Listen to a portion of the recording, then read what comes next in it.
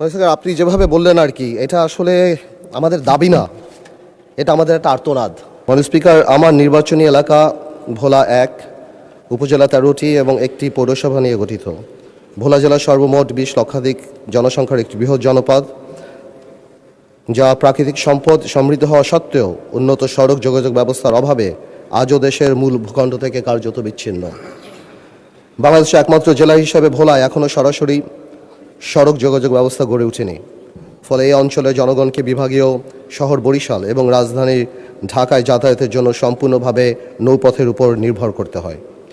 বছরের দীর্ঘ একটি সময়, বিশেষ করে কালবৈশাখী বর্ষা মৌসুমে অত্যন্ত ঝুঁকিপূর্ণ হয়ে ওঠে এই নৌপথ। এতে করে জরুরি চিকিৎসা সেবা ব্যাহত হয় এবং অনেক ক্ষেত্রে রোগীদের প্রাণহানির মতো ঘটনা ঘটে। অপরদিকে পণ্য পরিবহনে অতিরিক্ত সময় ব্যয় বৃদ্ধির ফলে এই অঞ্চলের কৃষক ও ব্যবসায়ীরা মারাত্মকভাবে ক্ষতিগ্রস্ত হন। ভোলার বিপুল প্রাকৃতিক গ্যাস, কৃষিজ উৎপাদন ও সামুদ্রিক সম্পদ জাতীয় অর্থনীতিতে পূর্ণাঙ্গভাবে কাজে লাগানোর জন্য উন্নত সড়ক যোগাযোগ অত্যন্ত জরুরি। উল্লেখ্য, ভোলা বরিশাল সেতু নির্মিত হলে ভোলা জেলার সাথে সারা দেশেরই সরাসরি সড়ক যোগাযোগ স্থাপিত হবে, যা দক্ষিণাঞ্চলের অর্থনৈতিক কাঠামোয় যুগান্তকারী পরিবর্তন সাধন করবে। একই সাথে এটি পায়রা বন্দর ও মোংলা বন্দরের সাথে কার্যকর সংযোগ স্থাপনের মাধ্যমে জাতীয় ও আঞ্চলিক বাণিজ্য সম্প্রসারণে গুরুত্বপূর্ণ ভূমিকা রাখবে।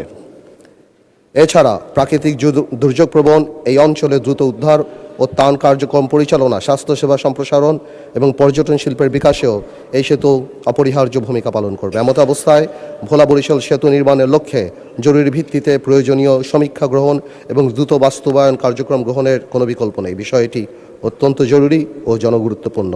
অতএব মাননীয় স্পিকার, আমি আপনার মাধ্যমে সংশ্লিষ্ট মাননীয় মন্ত্রীর দৃষ্টি আকর্ষণ করছি এবং অগ্রাধিকার ভিত্তিতে প্রয়োজনীয় কার্যকর ব্যবস্থার জোর গ্রহণ দাবি জানাচ্ছি। 71 বিধিতে সম্মানিত সংসদ সদস্য যে প্রকল্পটির গুরুত্ব উপস্থাপন করছেন, মহান সংসদকে জ্ঞাত করবার জন্য আমার এই বক্তব্য।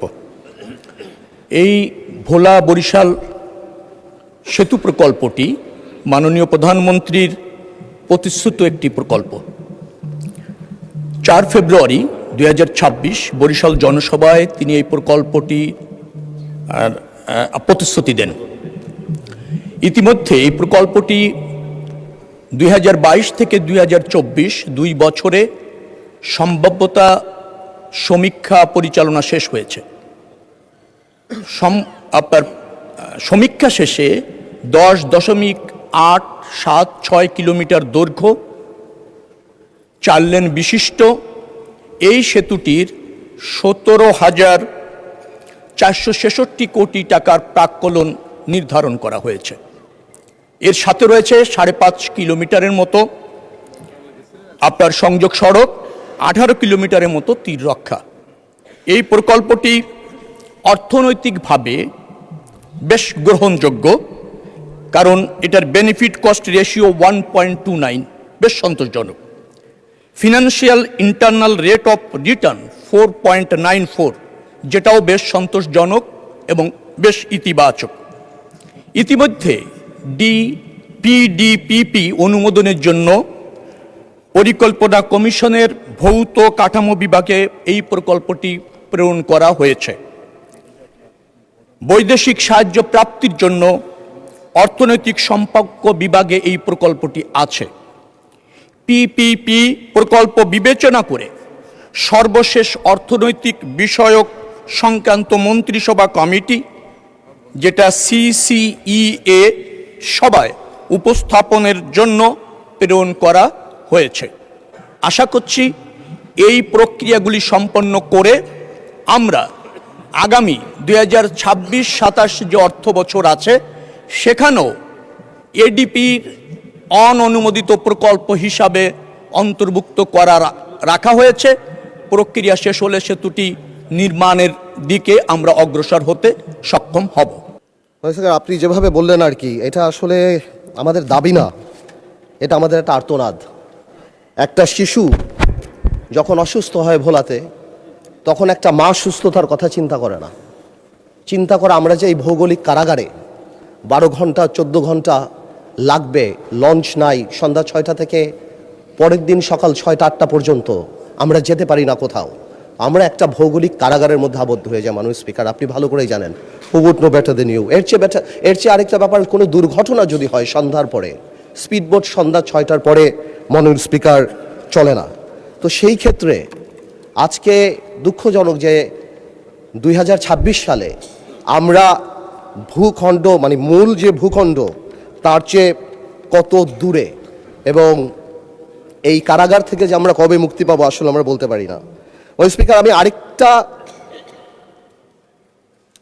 আরেকটা আলোকে আমি এই কথাটা বলতে চাই।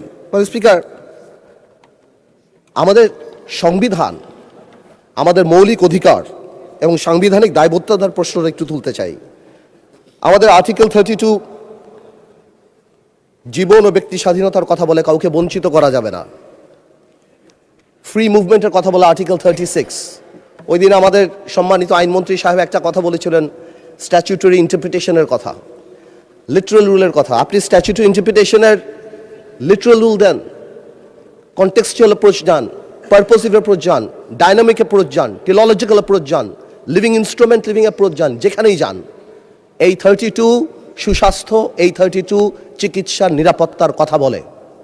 ফ্রি মুভমেন্ট মানে এই না যে আমি এখান থেকে এখানে গেলাম। ফ্রি মুভমেন্ট সারা বাংলাদেশ, তার স্থল হোক দ্বীপ হোক, আমি যেখানে যেতে চাই আমি সেখানে যেতে পারবো।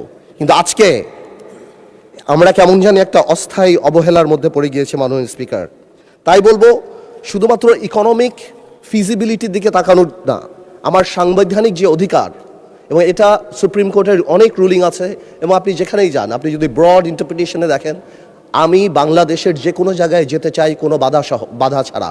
কোনো ধরনের ফিনান্সিয়াল বাধা বা অবস্ট্রাকশন বা এই ধরনের অবস্ট্রাকশন এটা কোনোভাবেও সংবিধান অ্যালাউ করে না, এবং সংবিধান এখানে পজিটিভ দায়িত্ব দেয় রাষ্ট্রকে যে আমার এই বাধা সুনিশ্চিত করা। মাননীয় মন্ত্রী সাহেব 17,000 কোটি টাকা বলেছে, 17,000 কোটি হোক বা 25,000 কোটি টাকা হোক, আমার মৌলিক অধিকার এখানে অ্যাট স্টেক। সুতরাং উই নিড দ্য ব্রিজ। আপনি যেভাবে বললেন স্বপ্নের ব্রিজ, এটা আমাদের সাম্যের অধিকার, সাম্যের প্রতীক, এটা আমাদের অধিকার। এবং আমি সম্মানের সাথে মাননীয় মন্ত্রী সাহেবকে জিজ্ঞেস করব কবে নাগাদ এই ব্রিজ আরম্ভ হতে পারে এবং কত দিন লাগতে পারে। এবং আমি আরেকটু বলতে যাচ্ছি যে আমি মাননীয় প্রধানমন্ত্রীকে ধন্যবাদ জানাই যে হ্যাঁ, বরিশালে উনি এই আশ্বাস আমাদেরকে দিয়েছেন। আমি আরেকটু ধন্যবাদ জানাতে চাই, বিকজ একটা মেডিকেল কলেজও আনঅফিসিয়ালি আমি কথা হয়েছিল আমাদের মাননীয় স্বাস্থ্যমন্ত্রী সাহেবের সাথেও আমি দেখতে পেলাম মেডিকেল কলেজ অনুমোদন হয়েছে। যা coming back to Bhola bridge, আমি এতটুকু জানতে চাচ্ছি এটা কত দিন লাগতে পারে এবং কবে এই কাজ আরম্ভ হতে পারে। 2022 এবং 24 সালের সম্ভাব্যতা যাচাই পরিচালনা যেটা হয়েছিল, তাতে এই প্রকল্প শেষ হওয়ার মেয়াদ ছিল নির্ধারণ করা হয়েছে 2033 সালে।